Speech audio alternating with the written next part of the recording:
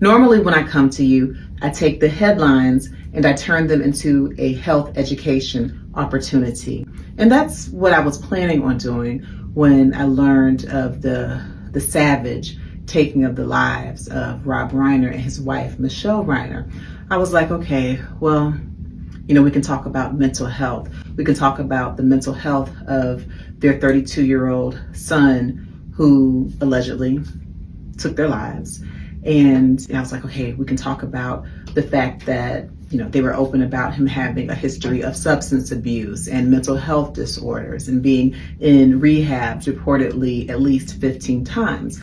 And I was like, okay, so I'll talk about mental health and I'll talk about how important it is for parents, families, and loved ones not to ignore it if they see signs of depression, which include things like withdrawal or insomnia or hypersomnolence, sleeping all the time, changes in behavior, erratic behavior.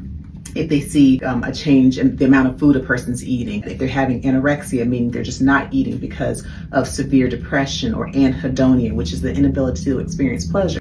I was also planning on coming and talking about, other mental health disorders like bipolar disorder, bipolar 1, bipolar 2, schizophrenia, where you might be having audible hallucinations or visual hallucinations, having paranoia, having delusions. I wanted to talk about substance abuse, the opioid crisis. I wanted to tell people to keep Narcan on board. I wanted to come on here and give education. And I have lots of education available, if you click the link in my bio or visit drfrida.com.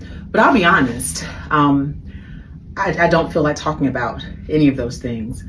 I really just want to talk about Rob Reiner, because he was really a remarkable man. He's an actor. He was Meathead, in All in the Family, Archie Bunker's son-in-law. And then he really, just became a magnificent director in his own right.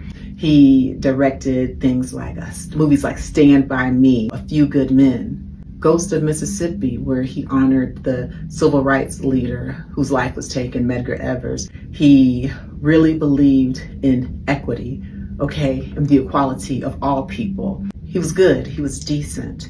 And so when it comes to mental health, he would not have been one of those parents that I'm talking to saying, hey, pay attention to your kids, don't ignore your kids. He cared about his kids so much that his child was a part of the project of a movie that talked about a young boy who was raised in privilege, who was in and out of rehab, who had substance abuse. He brought his son into the fold to be a part of his success. And so I really just want to take this time to honor Rob Reiner and Michele Reiner. I just want to say thank you for a job well done.